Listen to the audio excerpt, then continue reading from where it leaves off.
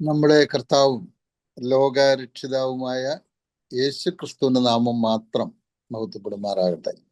ലോകത്തിന്റെ വിവിധ ഭാഗങ്ങളിൽ ഇരുന്ന് വളരെ പ്രാർത്ഥനയോടെ, വളരെ സന്തോഷത്തോടെ ഈ സൂം മീറ്റിംഗിൽ സംബന്ധിക്കുന്ന എല്ലാവർക്കും വളരെ വിനയത്തോടെ സ്നേഹവന്ദനം അറിയിക്കുകയാണ്. ഇന്ന് നമ്മൾ ചിന്തിക്കാനായിട്ട് ആഗ്രഹിക്കുന്നത് കൊരിന്ത്യർക്ക് എഴുതിയ രണ്ടാമത്തെ ലേഖനം 13-ാം അധ്യായം 1 മുതൽ 5 വരെയുള്ള വാക്യങ്ങളാണ്. 13-ാം അധ്യായം 1 മുതൽ 5 വരെയുള്ള വാക്യങ്ങൾ വായിച്ചു കേൾക്കാം. ഈ 3-ാം പ്രാവശ്യം ഞാൻ നിങ്ങളുടെ അടുക്കൽ വരുന്നുണ്ട്. 2-3 സാക്ഷികളുടെ വാമൊഴിയാൽ ഏത് കാര്യവും ഉറപ്പാകും. ഞാൻ 2-ാം പ്രാവശ്യം നിങ്ങളുടെ ഇടയിൽ ഇരുന്നപ്പോൾ ഞാൻ വീണ്ടും വന്നാൽ ക്ഷമിക്കുകയില്ല എന്ന് പറഞ്ഞതുപോലെ ഞാൻ ഇപ്പോൾ ദൂരത്തിരുന്നു കൊണ്ട് ആ പാപം ചെയ്തവരോടും മറ്റെല്ലാവരോടും മുൻകൂട്ടി പറയുന്നു. ക്രിസ്തു എന്നിൽ സംസാരിക്കുന്നു എന്നതിനെ നിങ്ങൾ തുമ്പ് അന്വേഷിക്കുന്നുവല്ലോ. അവൻ നിങ്ങളെ സംബന്ധിച്ച് ബലഹീനനല്ല, നിങ്ങളിൽ ശക്തൻ തന്നെ.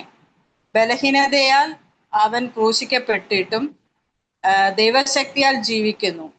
ഞങ്ങളും അവനിൽ ബലഹീനർ എങ്കിലും അവനോടുകൂടെ ദൈവശക്തിയാൽ നിങ്ങൾക്ക് വേണ്ടി ജീവിക്കുന്നു. നിങ്ങൾ വിശ്വാസത്തിലിരിക്കുന്നുവോ എന്ന് നിങ്ങളെ തന്നെ പരീക്ഷിപ്പീൻ, നിങ്ങളെ തന്നെ ശോധന ചെയ്യുവിൻ. നിങ്ങൾ കൊള്ളരുതാത്തവർ അല്ല എന്ന് വരികിൽ യേശുക്രിസ്തു നിങ്ങളിലുണ്ട് എന്ന് നിങ്ങളെ തന്നെ അറിയുന്നില്ലയോ? ദൈവനാമത്തിന് ഉണ്ടാകട്ടെ. നമ്മള് 2 കൊരിന്ത്യർ പഠിക്കാൻ തുടങ്ങിയിട്ട് കുറെ മാസങ്ങളായി. ദൈവത്തിന്റെ അളവറ്റ കൃപയാൽ അതിന്റെ ഏറ്റവും ഒടുവിലത്തെ അധ്യായത്തിലേക്ക് വരുവാൻ തക്കവണ്ണം സ്വർഗത്തിലെ ദൈവം നമ്മളെ സഹായിച്ചു. 13-ാം അധ്യായം എന്ന് പറയുന്നത് കൺക്ലൂഡിങ് ചാപ്റ്റർ ആണ് എന്ന് മാത്രമല്ല, ഫൈനലായിട്ടുള്ള ചില മുന്നറിയിപ്പുകൾ കൊടുക്കുന്നതും കൊരിന്ത്യർക്ക് വന്ദനം അറിയിക്കുന്നതുമായ ഒരു അധ്യായമായിട്ടാണ് ഇരിക്കുന്നത്. ഇന്ന് നമ്മൾ വായിച്ചതിന്റെ ആദ്യ ഭാഗമാണ്. ചില വാർണിങ്സ്, ചില മുന്നറിയിപ്പുകൾ അവർക്ക് കൊടുക്കുന്ന വേദഭാഗമാണ് വായിച്ചത്. ഈ വേദഭാഗത്തിന്റെ ഒരു പ്രത്യേകത, നമുക്ക് ഓടിച്ച് വായിച്ചാൽ ഒന്നും മനസ്സിലാകാത്ത വണ്ണമാണ് അത് രേഖപ്പെടുത്തിയിരിക്കുന്നത്. അതിന്റെ ഉള്ളിൽ ചില ആലോചനകൾ ദൈവത്തിന്റെ പരിശുദ്ധാത്മാവ് വെച്ചിട്ടുണ്ട്. എന്നാൽ അത് നമുക്ക് സാധാരണ വായന കൊണ്ട്, പെട്ടെന്നുള്ള വായന കൊണ്ട് മനസ്സിലാക്കാൻ കഴിയാത്ത നിലയിലാണ് അതിന്റെ രചന. ആ നിലയിലാണ് നമുക്ക് രേഖപ്പെടുത്തി കിട്ടിയിരിക്കുന്നത്. പ്രാർത്ഥനയോടെ നമുക്ക് അത് മനസ്സിലാക്കാനായിട്ട് ശ്രമിക്കാം. 1-ാം വാക്യം നമുക്ക് ആവർത്തിച്ച് വായിക്കാം. 1-ാം വാക്യം: ഈ 3-ാം പ്രാവശ്യം ഞാൻ നിങ്ങളുടെ അടുക്കൽ വരുന്നുണ്ട്. 2-3 സാക്ഷികളുടെ വാമൊഴിയാൽ ഏത് കാര്യവും ഉറപ്പാകും. പൗലോസ് അപ്പോസ്തലന്റെ കൊരിന്തിലെ യാത്രയുടെ 3-ാം ഘട്ടമായിട്ടാണ് ഇത് ഇരിക്കുന്നത്. 3-ാം പ്രാവശ്യം വരാനായിട്ട് താൻ തീരുമാനമെടുത്തിരിക്കുകയാണെന്നാണ് ഈ ഭാഗത്ത് പറയുന്നത്. ആദ്യമായിട്ട് താൻ അവിടേക്ക് പോകുന്നത് AD 52-ലാണ്. നമ്മൾ അതൊക്കെ പഠിച്ചതാണ്, ഒന്ന് ഓർമ്മിപ്പിച്ചു പോവുക.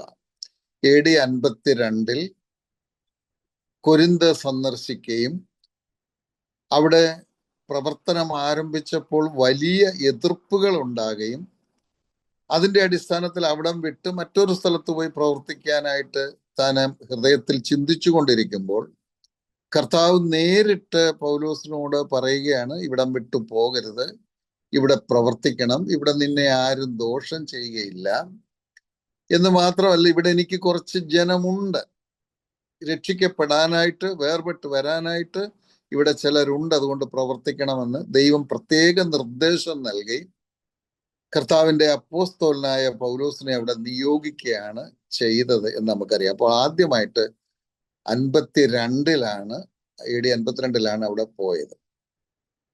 പിന്നീട് ഒരു 56 ആകുമ്പോഴേക്ക്, AD 56 ആകുമ്പോഴേക്ക് അവിടെ 1.5 വർഷമാണ് പ്രവർത്തിച്ചത്. അവിടെ സ്ഥലസഭ ഉണ്ടായി. ദൈവിക നിയോഗം അനുസരിച്ച് സഭയുടെ അടിസ്ഥാന ഉപദേശങ്ങളൊക്കെ പഠിപ്പിച്ച ശേഷം താൻ അവിടെ നിന്ന് തൻ്റെ 2ാമത്തെ മിഷണറി യാത്രയിലാണത്. 2ാമത്തെ മിഷണറി യാത്ര തുടർന്ന് മടങ്ങിപ്പോവുകയാണ് ചെയ്തത്. എന്നാൽ മൂന്നാമത്തെ മിഷണറി യാത്ര ആരംഭിച്ച് തന്നെ എഫെസോസിൽ വരുമ്പോഴാണ് 4 വർഷക്കാലമേ പഴക്കമുള്ളെങ്കിലും ആ സഭയിൽ കുറെ അധികം പ്രശ്നങ്ങൾ ഉള്ളതായിട്ട് തനിക്ക് വിവിധ നിലകളിൽ മനസ്സിലാക്കാൻ കഴിഞ്ഞു. അവിടുന്ന് നേരിട്ടുള്ള അറിവുണ്ട്, അത് കൂടാതെ ചിലർ എഴുതി ചോദിച്ച വിഷയങ്ങൾ ഒക്കെ ഉണ്ട്. അപ്പൊ അതിൻ്റെയൊക്കെ അടിസ്ഥാനത്തിൽ അവിടുത്തെ പ്രശ്നങ്ങൾ അറിയുകയും AD 56 താൻ ഒരു ലേഖനം എഴുതി അവരുടെ തെറ്റ് തിരുത്താൻ തക്കോണം. അവിടെ പലവിധ പ്രശ്നങ്ങൾ, ഭിന്നത മാത്രമല്ല, നമ്മൾ ഇടയ്ക്കൊന്ന് ഓർത്തതാണ്, അവിടെ ഒരുപാട് പ്രതിസന്ധികൾ ആ സ്ഥല സഭയിലുണ്ട്, ഒരുപാട് തെറ്റുകൾ ചെയ്യുന്നവർ അവിടെ ഉണ്ട്. അതുകൊണ്ട് താൻ ഒരു ലെറ്റർ, അതാണ് ഫസ്റ്റ് കൊരിന്ത്യൻസ്, എഴുതി അവർക്ക് അയക്കുകയുണ്ടായി. അത് ആ തെറ്റുകളൊക്കെ തിരുത്താൻ ആവശ്യമായ നിർദ്ദേശങ്ങളാണ് പരിശുദ്ധാത്മാവ് തന്നിലൂടെ അതിൽ രേഖപ്പെടുത്തിയിട്ടുള്ളത്. ചില കാര്യങ്ങളൊക്കെ അവർ തിരുത്തിയെങ്കിലും പല കാര്യങ്ങളും അവർ തിരുത്തിയില്ല. പിന്നീട് എപ്പോഴും നമുക്കറിയത്തില്ല, അവിടെ വീണ്ടും പോയതായിട്ടാണ് ഇന്നത്തെ വേദഭാഗം വായിക്കുമ്പോൾ നമുക്ക് മനസ്സിലാകുന്നത്. നമ്മൾ നേരത്തെ ഓർത്തു, അതിൻ്റെ ഒരു രേഖ ചരിത്രത്തിലെങ്ങും ഇല്ല. അതുകൊണ്ട് ചില ദൈവദാസന്മാർ ചിന്തിക്കുന്നത് അവിടെ രണ്ടാമത് പോയിട്ടില്ല, പോകാൻ ആഗ്രഹിച്ചതേ ഉള്ളൂ എന്നാണ്. പക്ഷെ ഇവിടെ നമ്മൾ 2-ാം വാക്യം വായിക്കുമ്പോൾ ഇവിടെ പോയതായി തന്നെയാണ് കാണുന്നത്. അപ്പോ അത് എന്നെന്നറിയത്തില്ല, ചരിത്ര രേഖ നമുക്ക് കിട്ടിയിട്ടില്ല. പക്ഷെ വീണ്ടും ഒരു പ്രാവശ്യം ഇവിടെ താൻ അവിടെ പോയി. അത് ഫസ്റ്റ് കൊരിന്ത്യൻസ് അവിടെ കൊടുത്തയച്ചതിന് ശേഷമാണ്. പിന്നീട് ഒരു സമയത്ത് അവിടെ പോയി. അവിടെ ചെന്നപ്പോൾ തെറ്റുകൾ തുടരുന്ന ചിലരെ അവിടെ കണ്ടു എന്നാണ് നമുക്ക് ആ ഭാഗത്ത് നിന്ന് മനസ്സിലാകുന്നത്. അതായത് പഴയ നിയമത്തിൽ നിന്നുള്ളൊരു ഉദ്ധരണി നാം അവിടെ വായിക്കുന്നുണ്ട്. 1-ാം വാക്യത്തിന്റെ 2-ാം ഭാഗത്ത് 2-3 സാക്ഷികളുടെ വാമൊഴിയാൽ ഏത് കാര്യവും ഉറപ്പാകും. ആവർത്തനം 19:15 വായിക്കാം. ആവർത്തനം 19:15 ആ വാക്യം ഒന്ന് വായിച്ചു കേൾക്കാം.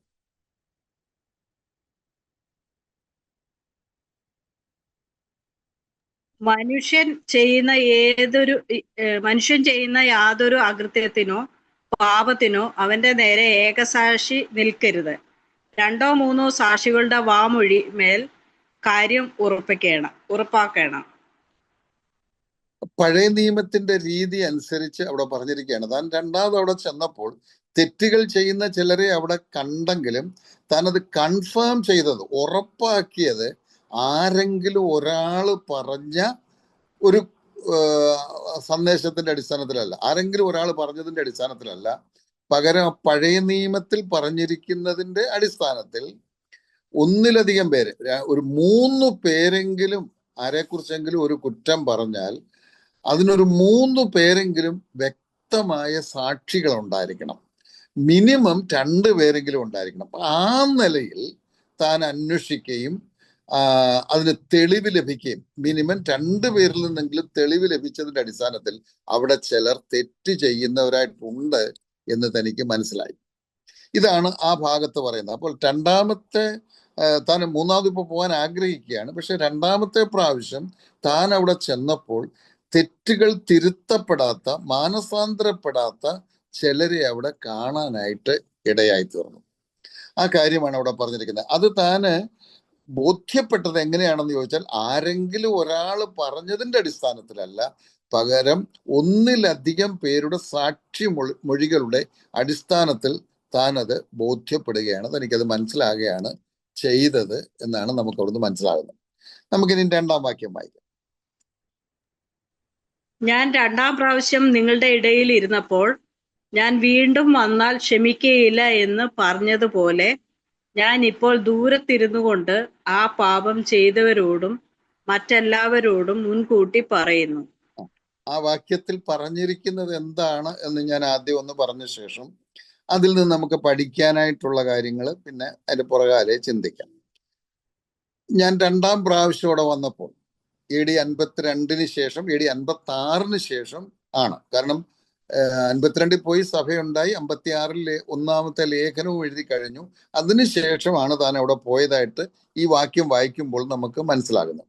അവിടെ ചെന്നപ്പോൾ ഇങ്ങനെ തെറ്റുകൾ ചെയ്യുന്ന ചിലരെ അവിടെ കണ്ടു, തെറ്റുകൾ തുടരുന്ന ചിലരെ അവിടെ കണ്ടു. അത് താൻ എങ്ങനെയാ ബോധ്യപ്പെട്ടെന്ന് നമ്മൾ മനസ്സിലാക്കിയല്ലോ. ഒന്നിലധികം പേരുടെ സാക്ഷിമൊഴികളാൽ അത് താൻ ഉറപ്പാക്കി. അവരോട് അപ്പോൾ പിന്നെയും പറഞ്ഞു, വീണ്ടും ആവർത്തിച്ചു പറഞ്ഞു, നിങ്ങൾ ഈ തെറ്റ് തുടരരുത്, നിങ്ങൾ മാനസാന്തരപ്പെടണം, നിങ്ങൾ തെറ്റുകളെ കുറിച്ച് ബോധ്യപ്പെടണം, പശ്ചാത്തപിക്കണം, ദൈവസന്നിധിയിൽ വിനയപ്പെടണം, തെറ്റുകൾ തിരുത്തണം, ഏറ്റുപറഞ്ഞ് ഉപേക്ഷിക്കണം, മാനസാന്തരപ്പെടണം എന്ന് അവരോട് പറഞ്ഞു. അവരോട് പറഞ്ഞിട്ട് താൻ അവിടെ നിന്ന് മറ്റ് സ്ഥലത്തേക്ക് പോവുകയാണ് ചെയ്തത്. ഇപ്പോൾ തനിക്ക് ബോധ്യപ്പെടുന്നുണ്ട് ഇപ്പോഴും ആ തെറ്റ് തുടരുന്ന ചിലർ അവിടെ ഉണ്ടെന്ന്. നമ്മൾ 12:20 വാക്യത്തിലൊക്കെ വായിച്ചത് ഓർക്കുമല്ലോ. വലിയ കാര്യങ്ങളും ചെറിയ കാര്യങ്ങളും അവിടെയുണ്ട്. കുശുകുശുപ്പെന്ന് പറയുന്ന ചെറിയ കുറ്റം വരെ നമ്മൾ ചെറുതെന്ന് ചിന്തിക്കുന്നത്, അതൊന്നും ചെറുതല്ല എന്ന് ഓർത്തു. കഴിഞ്ഞ ആഴ്ച ചിന്തിച്ചാണ്ട് അവിടേക്ക് പോകുന്നില്ല. ആ വാക്യത്തിൽ കുറെ തെറ്റുകൾ ചെയ്യുന്നവരെ അവിടെ കാണുമോ താൻ ഭയപ്പെടുന്നു. 21 വാക്യത്തിൽ കുറെ കൂടെ ഗുരുതരമായ പാപം ചെയ്യുന്നവരവിടെ കാണുമോ എന്ന് ഞാൻ ഭയപ്പെടുന്നെന്നും ഞാൻ കരയുന്നു. അത് മുഖാന്തരം അവിടെ വന്നാൽ നിലവിളിച്ച് കരയാൻ ഇടയാകുമെന്നും ഒക്കെയുള്ള കാര്യങ്ങൾ നമ്മൾ വായിക്കുകയുണ്ടായി. അപ്പോൾ തെറ്റുകൾ തിരുത്താൻ അവരോട് പറഞ്ഞിട്ട് 2ാം പ്രാവശ്യവും തെറ്റുകൾ തിരുത്താൻ പറഞ്ഞു, മനസാന്തരപ്പെടാൻ പറഞ്ഞിട്ട് താൻ പോരുക ചെയ്തത്. ഇനി 3ാം പ്രാവശ്യം പോവാണ്. അതിനു മുൻപ് ഈ കത്ത് ഒന്നുകൂടെ അയക്കുക, 2ാമത്തെ ലേഖനം. അപ്പൊ 2ാമത്തെ ലേഖനം അയക്കുമ്പോൾ അതിൽ പറയുകയാണ്, അന്ന് ഞാൻ വന്നപ്പോൾ പറഞ്ഞു, അന്ന് ഞാൻ ശിക്ഷണ നടപടി ഒന്നും എടുത്തില്ല, അന്ന് പിന്നെയും ഒരു അവസരം കൂടെ നിങ്ങൾക്ക് തന്നു മാനസാന്തരപ്പെടാൻ. അങ്ങനെ നിങ്ങൾ മാനസാന്തരപ്പെടുന്നില്ലെങ്കിൽ ഈ 3ാം പ്രാവശ്യം വരുമ്പോൾ ഞാൻ കൈകാര്യം ചെയ്യും, ഞാൻ വെറുതെ വിടത്തില്ല, ശരിയായിട്ടുള്ള ശിക്ഷണ നടപടി എടുക്കും. ഇതാണ് അവിടെ പറഞ്ഞിരിക്കുന്നത്. ഇപ്പൊ ഞാൻ ദൂരത്തിരുന്ന് പറയുകയാണ്, കത്തു മുഖാന്തരം ലേഖനം മുഖാന്തരം പറയുകയാണ്, ഇനി ഞാൻ വരുമ്പോൾ ആ തെറ്റുകൾ തുടരുന്നവരെ കണ്ടാൽ അത് മൗനമായിരിക്കുകയില്ല, അഥവാ ശിക്ഷണ നടപടി എടുക്കാതിരിക്കുകയില്ല എന്നാണ് അവിടെ നിന്ന് പറഞ്ഞിരിക്കുന്നത്. ഇവിടുന്ന് 1-2 ചില കാര്യങ്ങൾ നമുക്ക് പഠിക്കാനുണ്ട്, അതൊന്ന് ഓർത്തിട്ടോ. ഒന്ന്, പഴയ നിയമകാലത്ത് തെറ്റുകൾ ചെയ്യുമ്പോൾ അപ്പോൾ തന്നെ ശിക്ഷ കൊടുക്കുന്നത്, ഇൻസ്റ്റന്റ് ആയിട്ടുള്ള ശിക്ഷ കൊടുക്കുന്നത് കാണാം. അത് കഠിനമായ ശിക്ഷയായിരുന്നു എന്നും നമുക്ക് ധാരാളം പഠനങ്ങൾ നമുക്ക് തെളിയിക്കുന്നുണ്ട്. നമുക്കറിയാം ഗേഹസിക്ക് കൊടുത്ത ശിക്ഷയെ പറ്റി അറിയാം. പെട്ടെന്ന് തന്നെ ഇമ്മീഡിയറ്റ് ആയിട്ട് തന്നെ നയമാന്റെ പുറകെ ഓടി ധനത്തിന് വേണ്ടി, ഭൗതിക നന്മയ്ക്ക് വേണ്ടി ഓടിയതിന്റെ ഫലമായി പെട്ടെന്ന് ശിക്ഷ, കുഷ്ഠരോഗം തനിക്ക് വരുന്നു, ഭാര്യയ്ക്ക് വരുന്നു, മക്കൾക്ക് വരുന്നു, അങ്ങനെ കൊടുക്കുന്നത് അറിയാം. നാദാബ്, അബീഹു എന്ന് പറയുന്ന പുരോഹിതന്മാർ അന്യാഗ്നി കത്തിച്ച് ഉടൻ തന്നെ അവര് മരിച്ചു പോകുന്നു. അപ്പൊ അങ്ങനെ പഴയ നിയമത്തിൽ മനുഷ്യർക്ക് തെറ്റുകൾ ചെയ്യുമ്പോൾ ഇൻസ്റ്റന്റ് ആയിട്ട് ശിക്ഷ കൊടുക്കുകയും അത് തന്നെ അത് ഗുരുതരമായ ശിക്ഷയുമായിട്ടാണ് ഇരുന്നത്. എന്നാൽ കൃപായുഗത്തിന്റെ ഒരു അനുഗ്രഹം, ഒരു നന്മ എന്ന് പറയുന്നത് എപ്പോഴും തെറ്റ് തിരുത്താൻ അവസരം തരും എന്നുള്ളതാണ്, മാനസാന്തരപ്പെടാൻ അവസരം തരും എന്നുള്ളതാണ്. അത് ഏത് ഗുരുതരമായ പാപമായാലും ഉടനടി ശിക്ഷിക്കാതെ അതിന് ദൈവവചനത്തിലൂടെ ഉപദേശം തരികയും മാനസാന്തരപ്പെടാനുള്ള അവസരം തരികയും ചെയ്യും. അങ്ങനെ മാനസാന്തരപ്പെടുന്നില്ലെങ്കിൽ തന്നെ ആദ്യം ചെറിയ ശിക്ഷ തരും, അതുകൊണ്ട് തിരുത്തുന്നില്ലെങ്കിൽ പിന്നെ അല്പം കൂടെ കഠിനമായ ശിക്ഷ തരും, അതുകൊണ്ടും തിരുത്തുന്നില്ലെങ്കിൽ ഭൂമിയിൽ നിന്ന് മാറ്റിക്കളയും.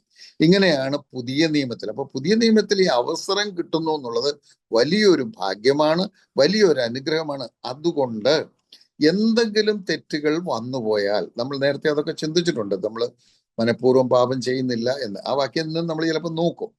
അപ്പോൾ അബദ്ധം വന്നു പോയാൽ അതിന് തിരുത്താനുള്ള അവസരമുണ്ട്, നമുക്ക് സ്വയം പെട്ടെന്ന് തിരുത്താം. അങ്ങനെ തിരുത്തുന്നില്ലെങ്കിൽ ചെറിയ ശിക്ഷയിലൂടെ നമ്മളെ കടത്തി വിട്ട് തിരുത്താനുള്ള അവസരം തരും. അതിൽ പഠിക്കുന്നില്ലെങ്കിൽ കഠിനമായ ശിക്ഷ തരും, അതിലും പഠിക്കുന്നില്ലെങ്കിൽ ഭൂമിയിൽ നിന്ന് മാറ്റിക്കളയും. ഇതാണ് ദൈവിക ശിക്ഷാ നടപടിയുടെ രീതി. എന്നാൽ അപ്പൊ അവസരം തരുന്നു എന്നുള്ളതാണ്. ഇവിടെ പൗലോസിന് ശരിക്കും പറഞ്ഞാൽ, പൗലോസിന് ഒരു പരമാധികാരം എന്ന് പറഞ്ഞാൽ ആ സ്ഥലം സഭയുടെ മേൽ തനിക്കൊരു സ്വാതന്ത്ര്യമുണ്ട്. ഞാൻ അധികാരം എന്നുള്ള വാക്കിനേക്കാൾ അത് ഉപയോഗിക്കുന്നതായിരിക്കും നല്ലത്. ഒരു സ്വാതന്ത്ര്യമുണ്ട്. എന്തുകൊണ്ട്? താനാണ് അവിടെ പോയി പ്രവർത്തിച്ച് അവിടെ ഒരു ചെറിയ സ്ഥലസഭ ഉണ്ടാകാനും അവരെ അടിസ്ഥാന ഉപദേശങ്ങൾ പഠിപ്പിക്കാനും അവിടെ ഒരു സ്ഥലസഭ രൂപപ്പെടാനും ഒക്കെ ഇടയായത് ദൈവം ഉപയോഗിച്ചത് തന്നെയാണ്. അതുകൊണ്ട് തനിക്ക് അവിടെ ഒരു പരമാധികാരമുണ്ട്. അതുകൊണ്ടാണ് താൻ പറയുന്നത്, ഞാൻ അവിടെ വന്ന് ഈ കാര്യങ്ങൾ നടപടി എടുക്കുമെന്ന്. ശരിക്കും ഒരു സ്ഥലം സഭയിൽ ശിക്ഷണ നടപടി എടുക്കേണ്ടത് സ്ഥലം സഭ തന്നെയാണ്. അല്ലാതെ അവിടെ ഇപ്പോൾ നിലവിലില്ലാത്ത ഒരാളിന് അത് എടുക്കാനുള്ള അവകാശം ഇല്ല. പക്ഷെ പൗലോസിന് എന്തുകൊണ്ട് ആ അവകാശം ഉണ്ട് എന്ന് ചോദിച്ചാൽ, താൻ മുഖാന്തരം ഉണ്ടായ സഭയാകയാലും അവരെക്കുറിച്ചുള്ള ചിന്താഭാരവും അവർക്ക് ഉപദേശങ്ങൾ കൊടുത്തുകൊണ്ടും ഇരിക്കുന്നത് കൊണ്ടുമാണ് പറയുന്നത്. എന്നാലും പൗലോസ് അല്ല എടുക്കുന്നത്. പൗലോസ് അവിടെ ചെന്ന് അവിടുത്തെ ഉത്തരവാദിത്തപ്പെട്ടവർക്ക് ആവശ്യമായിട്ടുള്ള ദൈവവചന നിർദ്ദേശം കൊടുത്ത് ഒരു കൗൺസിലറായി നിന്നുകൊണ്ടല്ല, താനായിരിക്കല്ല എടുക്കുന്നത്, അങ്ങനെ ഒരു അവകാശമില്ല. അതുകൊണ്ട് താന് ഒരു കൗൺസിലറായി നിന്നുകൊണ്ട് ആ സ്ഥലസഭയിൽ തെറ്റുകൾ തുടരുന്നവർക്ക് മേൽ അച്ചടക്ക നടപടി എടുക്കും എന്നാണ് ആ ഭാഗത്ത് നിന്ന് നമുക്ക് മനസ്സിലാക്കാൻ കഴിയുന്നത്. നമ്മൾ കഴിഞ്ഞ ആഴ്ചയും വായിച്ച ഒരു വാക്യം ഒന്നുകൂടെ വായിക്കാം. 1 കൊരിന്ത്യർ 4:21. 1 കൊരിന്ത്യർ 4:21. നിങ്ങൾക്ക് ഏത് വേണം? ആ ഞാൻ ഞാൻ വടിയോടുകൂടെയോ സ്നേഹത്തിലും സൗമ്യാത്മാവിലുമോ നിങ്ങളുടെ അടുക്കൽ വരേണ്ടത്? രണ്ടാമത്തെ ലേഖനം, അവിടെ ചില തെറ്റുകൾ നമ്മളത് പഠിച്ചത് കൊണ്ട് ഞാനത് ആവർത്തിക്കുന്നില്ല. അവിടെ ചിലര് ഗുരുതരമായ ചില തെറ്റുകൾ തന്നെ ചെയ്തു മുൻപോട്ട് പോകുന്നവർ അവിടെ ഉണ്ട്. അതിൽ ആദ്യത്തെ തെറ്റായിട്ട് നമ്മൾ കണ്ടത് ഭിന്നത എന്നുള്ളത്. അത് തന്നെ ഏറ്റവും ഗൗരവമുള്ള ഒരു വിഷയമാണ്. ദൈവസഭകളിൽ ഭിന്നത ഏറ്റവും ഗുരുതരമായ പാപമായിട്ടാണ് ഇരിക്കുന്നത് എന്ന് ആ വിഷയം പഠിക്കുമ്പോൾ മനസ്സിലാകും. നമ്മൾ പഠിച്ചതാണ്, ആവർത്തിച്ച് പറയുന്നില്ല.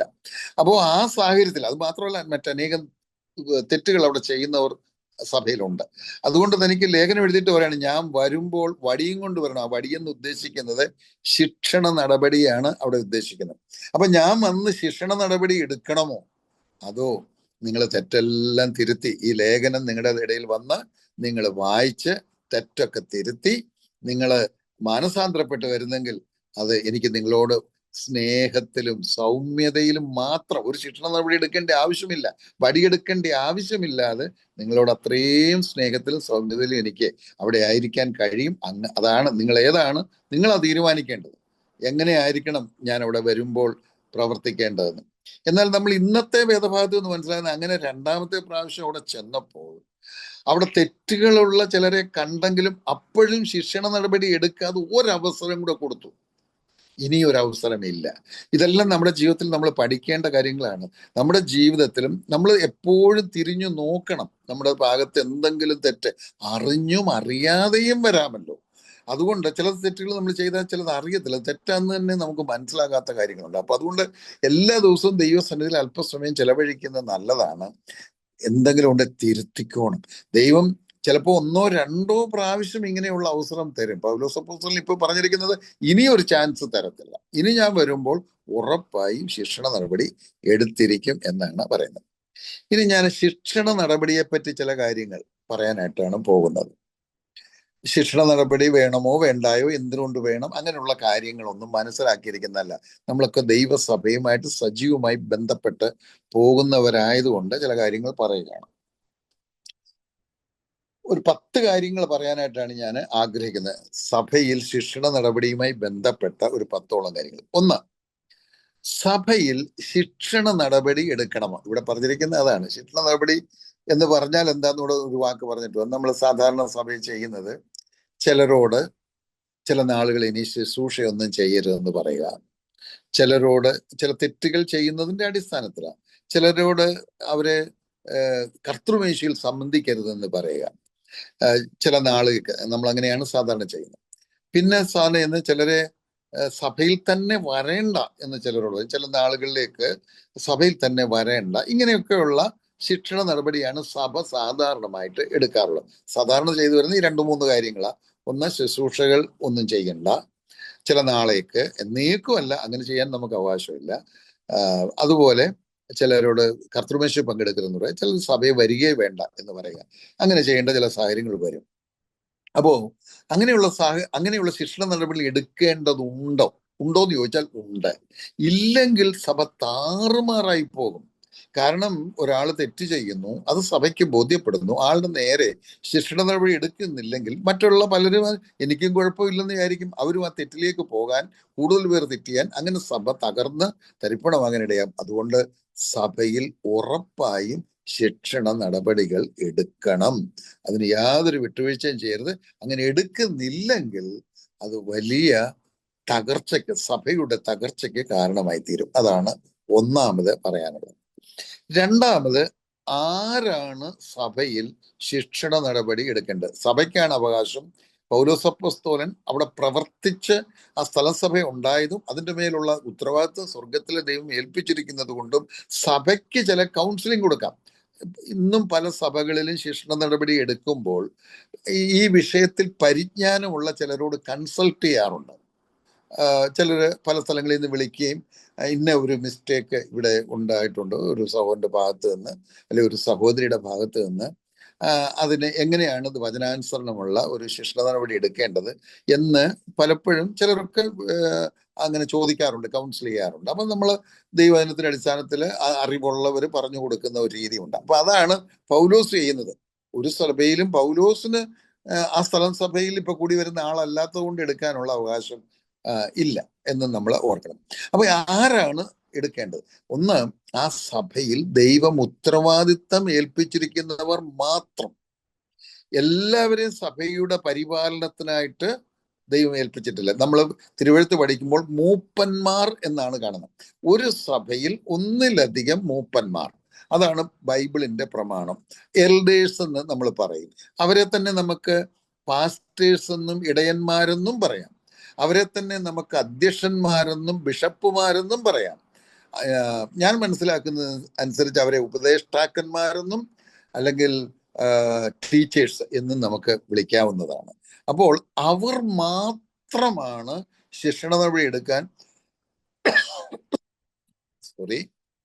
അവർക്ക് മാത്രമേ അവകാശമുള്ളൂ, വേറെ ആർക്കുമില്ല. അത് മൂപ്പന്റെ ഭാര്യയ്ക്കില്ല, മൂപ്പന്റെ പിള്ളേർക്കില്ല, ആ സഭയിലുള്ള മറ്റു സഹോദരന്മാർക്കും ആർക്കുമില്ല. ഇത് നമ്മൾ സഭ തിരിച്ചറിയണം. അവർക്ക് ആകെ കൂടെ ചെയ്യാൻ കഴിയുന്ന കാര്യം, സഭ പൊതുവായിട്ട് അറിഞ്ഞ ഒരു വിഷയമാണെങ്കിൽ അത് എപ്പോഴും അതിൻ്റെയൊക്കെ വേറെ പഠനമുണ്ട്. മത്തായിയുടെ സുവിശേഷം 18 അധ്യായത്തിൽ ഒരാൾ തെറ്റ് ചെയ്താൽ അത് വേറെ ആരും അറിയരുത്, ഒറ്റയ്ക്ക് തീർക്കണം. അത് സമ്മതിക്കുന്നില്ലെങ്കിൽ ആ സഭയിൽ നിന്ന് ഒരാളെ കൂട്ടിക്കൊണ്ടു പോകണം. അതും ആൾ എഗ്രി ചെയ്യാത്ത പക്ഷമാണ് സഭയെ മുഴുവൻ അറിയിക്കുന്നത്. അപ്പൊ സഭ ഈ വിഷയം അറിഞ്ഞിട്ടുണ്ടെങ്കിൽ ബാക്കിയുള്ളവരെല്ലാം പ്രാർത്ഥിക്കുക മാത്രമേ ചെയ്യാവൂ. എന്താണ് പ്രാർത്ഥിക്കേണ്ടത്? ആ വ്യക്തി മാനസാന്തരപ്പെടണം, അതിനുവേണ്ടി പ്രാർത്ഥിക്കണം. അത് മാത്രമല്ല, ഓർക്കേണ്ട കാര്യം, എൻ്റെ കൂടെ തെറ്റുകൊണ്ടാണ് ആ വ്യക്തി തെറ്റ് ചെയ്യാൻ ഇടയായതെന്ന് ഓർക്കണം. നമ്മളത് പഠിച്ചതാണ്. എൻ്റെ പ്രാർത്ഥനക്കുറവാണ്. ആ വ്യക്തിക്ക് വേണ്ടി ഞാൻ പ്രാർത്ഥിച്ചത് കുറഞ്ഞുപോയി, പ്രാർത്ഥിച്ചില്ല, അല്ലെങ്കിൽ പ്രാർത്ഥിച്ചത് കുറവായി, മുട്ടിന്മേൽ നിന്നത് കുറഞ്ഞു, കരഞ്ഞത് കുറഞ്ഞുപോയി എന്ന കുറ്റം നമുക്കും വരണം. അവൻ തെറ്റ് ചെയ്തെന്നല്ല, അവള് തെറ്റ് ചെയ്തെന്നല്ല, പകരം എൻ്റെ കുഴപ്പം കൊണ്ടാണ്, എൻ്റെ പ്രാർത്ഥനയുടെ കുറവ് കൊണ്ടാണ് അത് സംഭവിച്ചത് എന്നും തിരിച്ചറിഞ്ഞുകൊണ്ട് നമ്മൾ ആ സഭയിൽ ആ പ്രശ്നങ്ങൾ പരിഹരിക്കപ്പെടാനും ആ വ്യക്തി മാനസാന്തരപ്പെടാനും പ്രാർത്ഥിക്കുമല്ലാണ്ട് പരസ്പരം കൺസൾട്ട് പോലും ചെയ്യാൻ പാടില്ല. ആ വിഷയത്തെ പറ്റി എൻ്റെ വ്യക്തിപരമായ അഭിപ്രായത്തിൽ ഭാര്യ ഭർത്താക്കന്മാർ പോലും ആ വിഷയം ഡിസ്കസ് ചെയ്യാൻ പാടില്ല. പകരം പ്രാർത്ഥിക്കുക മാത്രമേ ചെയ്യാവൂ. പക്ഷെ പല സഭകളിലും എല്ലാവരും കൂടെ ആ വിഷയം കൈകാര്യം ചെയ്യുക, തീരുമാനമെടുക്കുക, ഒരാൾ അവരെ അഭിപ്രായം പറയുക, വേറൊരാൾ അഭിപ്രായം പറയുക, സ്ത്രീകൾ അതിനകത്ത് ഇടപെടുക, കുഞ്ഞുങ്ങൾ പോലും ഇടപെടുന്ന രീതിയൊക്കെ പലർത്തുണ്ട്. അത് വലിയ ആപത്താണ്. ഒരിക്കലും അങ്ങനെ ചെയ്യരുത്. വളരെ കൃത്യമായി ആ സ്ഥലം സഭയുടെ പരിപാലനത്തിനായി ത്രിയേക ദൈവത്താൽ, പിതാവിനാൽ, പുത്രനാൽ, പരിശുദ്ധാത്മാവിനാൽ നിയോഗിച്ചവർ മാത്രം. ഇനി അവരിലും ആ മൂപ്പന്മാരിൽ തന്നെ അവർ ദൈവത്തോട് പ്രാർത്ഥിക്കണം, ദൈവമേ ഈ വിഷയത്തിൽ ഒരു ശിക്ഷണ നടപടി എടുക്കാൻ എന്നെ അവിടുന്ന് ഉത്തരവാദിത്തപ്പെടുത്തിയിട്ടുണ്ടോ? ഇതെല്ലാം ദൈവസന്നിധിയിൽ നിർമ്മലമായി സത്യസന്ധമായി ചെയ്യേണ്ട കാര്യമാണ്. ഇല്ലെങ്കിൽ എവിടെയും പിശാചിന് ഇടം കൊടുക്കാൻ പിശാച് ഇടം ഉണ്ടാകാൻ ഇടയാകും. അത് സഭയ്ക്ക് ദോഷം ചെയ്യും. അതുകൊണ്ട് എൽഡേഴ്സാണ് അത് ചെയ്യേണ്ടത്. എങ്കിൽ പോലും ആ എൽഡേഴ്സ് തന്നെ ദൈവത്തോട് ചോദിക്കണം, എന്നെ അത് നിയോഗിച്ചിട്ടുണ്ടോ, ഈ ശിക്ഷണ നടപടി എടുക്കാനായിട്ട് എന്നെ കൊണ്ട് അവിടുന്ന് ഉദ്ദേശിക്കുന്നുണ്ടോ എന്ന് ചിന്തിച്ച് ദൈവാത്മാവ് ബോധ്യപ്പെടുത്തുന്നെങ്കിൽ അവർ മാത്രം ചെയ്യണം. ഇങ്ങനെയൊന്നും അല്ലാത്തത് കൊണ്ടാണ് ശിക്ഷണ നടപടി എടുക്കുന്നതിലും തിരുത്തുന്നതിലും ഒക്കെ പ്രശ്നങ്ങൾ പല സ്ഥല സഭകളിൽ വരുന്നത്. അപ്പൊ രണ്ട് കാര്യം നമ്മൾ ചിന്തിച്ചു: വേണം, ഇല്ലെങ്കിൽ സഭ എല്ലാവരും തെറ്റിലേക്ക് പോകാനും തകർന്നു പോകാനും ഇടയായിത്തീരും. രണ്ടാമത്തേത്, ആരാണ് എടുക്കേണ്ടത്? അതിന് ദൈവം നിയോഗിച്ച, സഭയെ പരിപാലിക്കാൻ ദൈവം നിയോഗിച്ചിരിക്കുന്നത് എൽഡേഴ്സിനെയാണ്. അവരിൽ തന്നെ വേറെ ആരും ഇടപെടരുത്, വേറെ ആരും കൺസൾട്ട് ചെയ്യരുത്, വേറെ എല്ലാവരും പ്രാർത്ഥിക്കുക മാത്രം ചെയ്യണം, കഠിനമായി പ്രാർത്ഥിക്കണം, നിലവിളിച്ച് പ്രാർത്ഥിക്കണം. എന്നാൽ എൽഡേഴ്സ് തന്നെ ദൈവത്തോട് ചോദിക്കണം, എന്നെ അതിനകത്ത് ഉത്തരവാദിത്തപ്പെടുത്തും. ഒരു സഭയിൽ ചിലപ്പോൾ 3, 4, 5 എൽഡേഴ്സ് ഉള്ള സഭകളുണ്ടല്ലോ. അത്രയും പേരൊന്നും ഇടപെടേണ്ടതായിട്ട് വരത്തില്ല, ഇടപെടേണ്ടതില്ല. ദൈവം സംസാരിക്കും. ആ സംസാരിക്കുന്നവർ മാത്രമേ അതിൽ ഇടപെടാവൂ. എങ്കിലേ അത് കൃത്യമായിട്ട് ചെയ്യാനായിട്ട് ഇടയെത്തീരുള്ളൂ. ഇനി മൂന്നാമത്തെ കാര്യം, എന്തിനാണ് ഇങ്ങനെ ശിക്ഷണ നടപടി എടുക്കുന്നത്? ഒരൊറ്റ ഉദ്ദേശമേ ഉള്ളൂ, അവർ മടങ്ങി വന്ന് അനുഗ്രഹിക്കപ്പെടണം. ഇതാണ് ലക്ഷ്യം. അപ്പൊ അതുകൊണ്ടാണ് നമ്മൾ 12-ാം അധ്യായം 14-ാം വാക്യം പഠിച്ചപ്പോൾ ഓർമ്മയുണ്ടല്ലോ, സഭയിലെ പരിപാലനം കൊടുത്തിരിക്കുന്ന എൽഡേഴ്സ് അല്ലെങ്കിൽ പാസ്റ്റേഴ്സ് എന്ന് പറഞ്ഞാൽ അവർക്ക് പിതൃ ഹൃദയമാണ് ഉണ്ടായിരിക്കേണ്ടത്. ഇതൊന്നും ഉണ്ടേ നല്ലതാണെന്നൊന്നും അല്ല അവിടെ പറഞ്ഞിരിക്കുന്നത്. ഒരു പിതാവിന്റെ ഹൃദയമുള്ളവർക്ക് മാത്രമേ ഒരു സഭയുടെ എൽഡർ ആയിരിക്കാനായിട്ട് അവകാശമുള്ളൂ, പാസ്റ്ററായിട്ട് ഇരിക്കാൻ അവകാശമുള്ളൂ. അപ്പന്റെ ഹൃദയമുള്ളവരാണ് ആയിരിക്കണം. അങ്ങനെയുള്ളവരെ ദൈവം നിയോഗിക്കത്തുള്ളൂ. ഇന്നിപ്പോ എത്ര പേരെ ദൈവം നിയോഗിച്ചാണ് സഭകളിൽ പാസ്റ്റർമാരെ ഇരിക്കുന്നത് അല്ലെങ്കിൽ എൽഡർമാരായിരിക്കുന്നത് എന്നുള്ളത് അവരവർക്കേ അറിയത്തുള്ളൂ. നമുക്ക് പുറത്തു നിന്ന് നമുക്ക് പറയാനായിട്ട് നിവർത്തിയില്ല. ദൈവം നിയോഗിച്ചവർ പിതൃ ഹൃദയമുള്ളവർ. നമ്മളൊക്കെ നമ്മുടെ മക്കളെ ഉപദേശിക്കാറുണ്ട്, ശിക്ഷിക്കാറുണ്ട്. അതിന്റെ എല്ലാം ഒരു ഉദ്ദേശമുണ്ട്. അതിന്റെ ഉദ്ദേശം അവർ അനുഗ്രഹിക്കപ്പെടണം, അവർ തെറ്റുകൾ തിരുത്തപ്പെടണം, അവർ നന്നാകണം, അവരുടെ ഭാവി അനുഗ്രഹമായി തന്നെ. ഇതുപോലെ സ്ഥലം സഭയിൽ ശിക്ഷണ നടപടി എടുക്കുന്നത് പുകഞ്ഞ കൊള്ളി പുറത്തെന്ന് പറഞ്ഞ അവനെ എടുത്തങ്ങ് കളയല്ല. ഒരു അവസരം കിട്ടി ഇവനെ ഇപ്പൊ തന്നെ ശരിയാക്കി കളയാമെന്ന് ചിന്തിക്കല്ല. അങ്ങനെ ഒന്നും ചിന്തിക്കല്ല. ഇതൊക്കെ ദൈവം മുൻപാകെയാണ്, ദൈവം ശ്രദ്ധിച്ചുകൊണ്ടിരിക്കുകയാണെന്ന് മനസ്സിലാക്കിക്കൊണ്ട് വളരെ സീരിയസ് ആയി വളരെ ഗൗരവത്തിൽ ചെയ്യേണ്ട കാര്യങ്ങളാണ് ഇത്. ദൈവത്തിന്റെ ഹിതമല്ലാതെ ഒന്നും നടക്കാനും പാടില്ല. അപ്പം മടങ്ങി വരണം, അനുഗ്രഹിക്കപ്പെടണം, ഒരു പിതൃ ഹൃദയത്തോട് അത് ചെയ്യണം എന്നുള്ളത് ആണ് മൂന്നാമത് പറയാനായിട്ടുള്ളത്. നാലാമത്തേത്, എത്ര നാളേക്കാണ് ശിക്ഷിക്കേണ്ടത്? എന്നേക്കുമാണോ? അങ്ങനെ ഇച്ചിരി വർഷങ്ങളും മാസങ്ങളും ഒക്കെ പറയുന്നതായിട്ട് നമ്മൾ കേട്ടിട്ടുണ്ട്. ഇതും വളരെ പ്രാർത്ഥനയോടെ ചെയ്യേണ്ട. അങ്ങനെ ബൈബിളിൽ ഇത്ര വർഷത്തേക്കൊന്നോ എന്നേക്കുമെന്നോ ഒരു കാര്യപരിപാടിയിൽ, എന്നേക്കുമെന്നൊരു കാര്യപരിപാടിയേ ഇല്ല. ആ ഒരു തെറ്റ് ചെയ്ത്, ഏത് തെറ്റായാലും ആ തെറ്റ് ചെയ്തോണ്ട് ഇനി മേലാൽ ഈ വഴിക്കെങ്ങും കണ്ടുപോകരുത്, നിന്നെ എന്നേക്കുമായിട്ട്, അങ്ങനൊന്നും പറയാൻ നമുക്ക് അവകാശമില്ല. അങ്ങനെ ബൈബിൾ പഠിപ്പിക്കുന്നും ഇല്ല. എന്നാൽ എത്ര നാളേക്കാണെന്ന് ചോദിച്ചാൽ നമുക്ക് തിരുവഴുത്തിൽ നിന്ന് പഠിക്കാൻ കഴിയുന്നത്, അവൻ ആത്മാർത്ഥമായി സത്യസന്ധമായി യഥാർത്ഥമായി മാനസാന്തരപ്പെട്ട് മടങ്ങി വരുന്നത് വരെ. അതാണ് നാള്. അതിന് 5 വർഷമാണെ 5 വർഷം, 3 വർഷമാണെ 3 വർഷം, 3 ദിവസമാണെ 3 ദിവസം. അവന് അങ്ങ് പറയുവല്ല. നമുക്കിപ്പോൾ അത് പശ്ചാത്തപിക്കാനൊക്കെ ഞാൻ പശ്ചാത്തപിച്ചിരിക്കുന്നു അങ്ങനെ പറയുവല്ല. അത് നമ്മൾ എൽഡേഴ്സ് പ്രാർത്ഥിക്കുമ്പോൾ ദൈവാത്മാവ് അതൊക്കെ വെളിപ്പെടുത്തി തരും. അതൊക്കെ എത്ര നാളേക്ക് വേണം, അവൻ മാനസാന്തരപ്പെട്ടു എന്ന് സഭയ്ക്ക് ബോധ്യപ്പെടുകയൊക്കെ വേണം. അപ്പൊ അതുകൊണ്ട് പിറ്റേ ദിവസം പുള്ളി പറയും ഞാൻ മാനസാന്തരപ്പെട്ടിരിക്കുന്നു. അങ്ങനല്ല, നമുക്ക് സഭയ്ക്ക് അത് ബോധ്യപ്പെടണം. അങ്ങനെ പറയുമ്പോൾ പറയും സഭയ്ക്ക് ബോധ്യപ്പെടട്ടെ. സഭയ്ക്ക് ബോധ്യപ്പെടാൻ പ്രാർത്ഥിച്ചുകൊണ്ടിരിക്കുകയാണ്, നമ്മൾ പ്രാർത്ഥിച്ചുകൊണ്ടിരിക്കുമല്ലോ. അതുകൊണ്ട് സഭയ്ക്ക് ബോധ്യപ്പെടട്ടെ എന്ന് പറയും. അപ്പോൾ എത്ര നാളേക്കെന്ന് ഇങ്ങനെ കൃത്യമായി പറയാൻ നിവർത്തിയില്ല. അത് പ്രാർത്ഥിച്ച് ദൈവത്തിൽ നിന്ന് പ്രാപിക്കണം. എന്നേക്കും ആരും തള്ളിക്കളയാൻ അവകാശമില്ല. അതിന്റെ മാനദണ്ഡം ഇതാണ്: തെറ്റുകൾ ചെയ്തത് അംഗീകരിച്ച് ബോധ്യപ്പെട്ട് പശ്ചാത്തപിച്ച് കരഞ്ഞ് നിലവിളിച്ച് പ്രാർത്ഥിച്ച് അതിന് പരിഹാരം വരുത്തുന്നത് വരെയാണ് സമയം. അതാണ് നാലാമത് പറയാനായിട്ടുള്ളത്. അഞ്ചാമത്, ഇങ്ങനെ ഒരാളുടെ നേരെ നമ്മൾ അച്ചടക്ക നടപടി സഭ എടുത്തു കഴിഞ്ഞാൽ ആ സഭയിലുള്ളവർ ആ വ്യക്തിയോട് എങ്ങനെയാണ് ഇടപെടേണ്ടത്? 1 കൊരിന്ത്യർ 5:11 വായിച്ചുകൊണ്ട് ഞാൻ പറയാം. 1 കൊരിന്ത്യർ 5-ാം അധ്യായം 11-ാം വാക്യം. 1 കൊരിന്ത്യർ 5:11. എന്നാൽ സഹോദരൻ എന്ന് പേർപ്പെട്ട ഒരുവൻ ദുർനടപ്പുകാരനോ അത്യാഗ്രഹിയോ വിഗ്രഹാരാധിയോ വാവിഷ്ണക്കാരനോ മദ്യപനോ പിടിച്ചുപറിക്കാരനോ ആകുന്നുവെങ്കിൽ അവനോട് സംസർഗം അരുത്. അങ്ങനെയുള്ളവരോട് കൂടെ ഭക്ഷണം കഴിക്കുക പോലും അരുത് എന്നത്രേ ഞാൻ നിങ്ങൾക്ക് എഴുതിയത്. അതെ അതെ, അവിടെ പറഞ്ഞിരിക്കുന്ന ഒരാളുടെ നേരെ ശിക്ഷണ നടപടി എടുത്തു കഴിഞ്ഞാൽ അവന് പശ്ചാത്തപിക്കാൻ അവസരം കിട്ടേണ്ടതിന് മറ്റ് സഹോദരന്മാർ അവനുമായിട്ട് അടുത്തിടപെടാൻ പാടില്ല എന്നാണ്. അത്യാവശ്യം കൊടുക്കൽ വാങ്ങൽ കാര്യങ്ങളൊക്കെ നടത്താം. അടുത്തിടപെടുകയോ ഒരുമിച്ച് ഭക്ഷണം കഴിക്കുകയോ ഒന്നും ചെയ്താൽ, അങ്ങനെ വന്നാൽ അവനെ ശിക്ഷണ നടപടി എടുത്തിരിക്കുകയാണ്. അപ്പം എല്ലാവരും അവനോട് കൂട്ടും കൂടി വർത്തമാനവും പറഞ്ഞ് സന്തോഷിച്ചാ പോകുന്നെങ്കിൽ അവനെ തെറ്റുതിരുത്താൻ അവസരം കിട്ടത്തില്ല. കുഴപ്പമൊന്നുമില്ല, ഇങ്ങനെ അങ്ങ് പോയാൽ മതിയെന്ന് വിചാരിക്കുക. അങ്ങനല്ല, ആരും അവനോട് ഒരു ചെങ്ങാത്തത്തിനോ അടുപ്പത്തിനോ ആ നാളിലേക്ക് പോയില്ല. രക്ഷിക്കപ്പെട്ട ആൾ ആ ദൈവവേദന ആണ്, പക്ഷെ സഭ ശിക്ഷണ നടപടി എടുത്തിരിക്കുക. ആ ശിക്ഷണ നടപടി അവൻ മാനസാന്തരപ്പെട്ട് മടങ്ങി വരുന്നത് വരെയുള്ള സമയമാണ് അവനുമായിട്ട് ചെങ്ങാത്തത്തിന്, ഇന്റിമസിക്ക് അടുത്തിടപെടാനും പോകരുത്. അത് ഇതിനു വേണ്ടിയിട്ടാണ് അവന് പശ്ചാത്തപിക്കാനുള്ള അവസരം നഷ്ടപ്പെടും. അങ്ങനെ വരാതിരിക്കാൻ വേണ്ടിയിട്ടാണ് അവനുമായിട്ട് ഇടപെടരുത് എന്ന് പറഞ്ഞിരിക്കുന്നത്. അപ്പൊ അതാണ് ശിക്ഷ നടപടി എടുക്കുമ്പോൾ മറ്റുള്ളവർ ശ്രദ്ധിക്കേണ്ട കാര്യങ്ങൾ. ഇനി മടങ്ങി വന്നാൽ നമ്മൾ നേരത്തെ പറഞ്ഞ പോലെ അതാണ് കാലാവധി. അവന്റെ മാനസാന്തരപ്പെട്ടു, പശ്ചാത്തപിച്ചു, മനസാന്തരപ്പെട്ടു, സഭയ്ക്ക് ബോധ്യപ്പെട്ടു. സഭയ്ക്ക് ബോധ്യപ്പെടണം. അപ്പൊ സഭയ്ക്ക് ബോധ്യപ്പെടണമെങ്കിൽ എന്ത് ചെയ്തുകൊണ്ടിരിക്കണം? അതൊക്കെ എൽഡേഴ്സിന്റെ ചുമതലയാണ്. അവര് ഈ ആളിനെ ശ്രദ്ധിച്ചുകൊണ്ടേയിരിക്കണം, ഒന്ന് പ്രാർത്ഥിച്ചുകൊണ്ടിരിക്കണം. ഈ നമ്മളോട് ദൈവം ഇന്നും നേരിട്ട് സംസാരിക്കും. ദൈവം അതൊക്കെ അത്രയും നമ്മൾ ഇന്റിമസി ആയിട്ട് ദൈവത്തോട് പ്രാർത്ഥിക്കുമ്പോൾ അത് മനസ്സിലാകത്തുള്ളൂ. ചില കാര്യങ്ങളിൽ നമുക്ക് വ്യക്തത തരും. അത് ദൈവത്തിന്റെ പ്രവൃത്തിയാണത്. ഇന്നും അങ്ങനെ ചെയ്യും ദൈവം.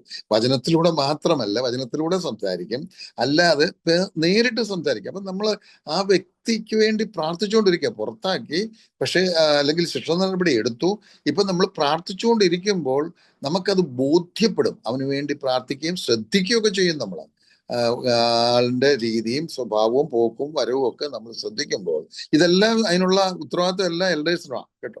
നോക്കുമ്പോൾ ദൈവാത്മാവുടെ ഹൃദയത്തിൽ തരും. അവന് പശ്ചാത്തപിച്ചിരിക്കുന്നു, അവൻ മാനസാന്തരപ്പെട്ടിരിക്കുന്നു, മടങ്ങി വന്നിരിക്കുന്നു എന്ന് മനസ്സിലാകും. അങ്ങനെ വന്നാൽ അവനോട് എങ്ങനെയായിരിക്കണം നമ്മൾ ഇടപെടേണ്ടത്? നമ്മളത് പഠിച്ചതാണ് ഈ 2 കൊരിന്ത്യരിൽ നിന്ന്. ഒന്ന് വായിച്ചേക്കാം. 2 കൊരിന്ത്യർ 2-ാം അധ്യായം 5, 6, 7, 8 വാക്യങ്ങൾ. 2 കൊരിന്ത്യർ 2:5 മുതൽ 8 വരെയുള്ള വാക്യങ്ങൾ. ഒരുവൻ എന്നെ ദുഃഖിപ്പിച്ചു എങ്കിൽ അവൻ എന്നെ ഒരു വിധത്തിൽ ഞാൻ കണക്കിൽ ഏറെ പറയരുതല്ലോ. നിങ്ങളെ എല്ലാവരെയും ദുഃഖിപ്പിച്ചിരിക്കുന്നു. അവന് ഭൂരിപക്ഷത്താൽ ഉണ്ടായ ഈ ശിക്ഷ മതി. അവൻ അതിദുഃഖത്തിൽ മുങ്ങിപ്പോകാതിരിക്കേണ്ടതിന് നിങ്ങൾ അവനോട് ക്ഷമിക്കുകയും അവനെ ആശ്വസിപ്പിക്കുകയും തന്നെ വേണ്ടത്. അതുകൊണ്ട് നിങ്ങളുടെ സ്നേഹം അവന് ഉറപ്പിച്ചു കൊടുപ്പാൻ ഞാൻ നിങ്ങളോട് അപേക്ഷിക്കുന്നു. അത്രയും മതി. അപ്പൊ ഇത് ഞാനത് വിശദീകരിക്കുന്നില്ല. അവിടെ അതുണ്ട്. ദുഃഖിപ്പിച്ചെന്ന് പറഞ്ഞിരിക്കുന്ന അവൻ പാപം ചെയ്തു, തെറ്റ് ചെയ്തു, അതുകൊണ്ടാണ് ദുഃഖം ഉണ്ടായത്.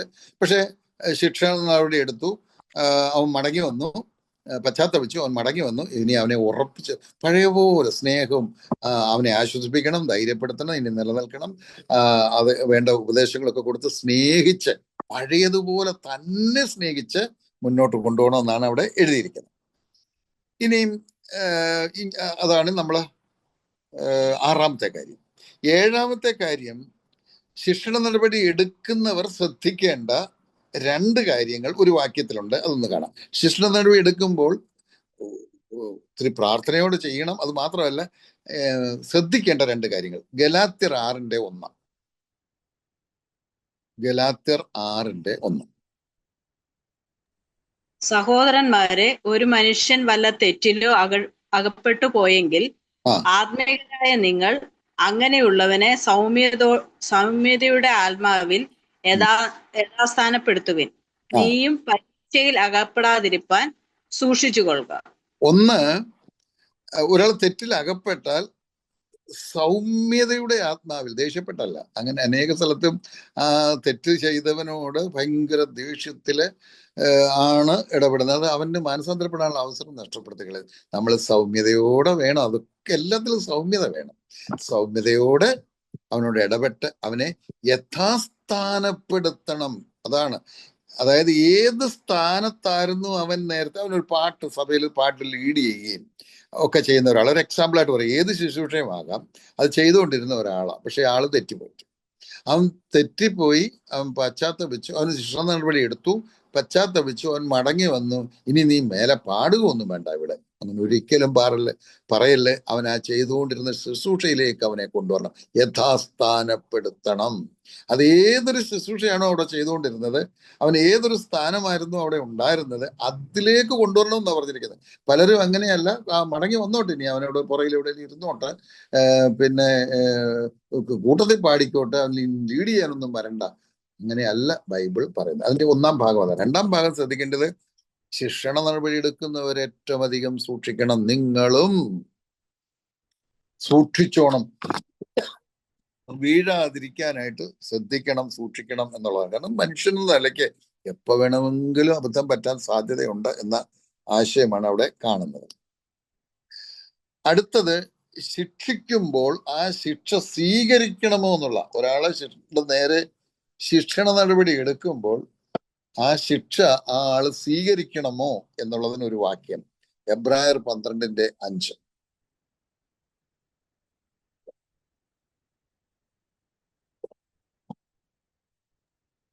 മകനെ, കർത്താവിന്റെ ശിക്ഷ നിരസിക്കരുത്.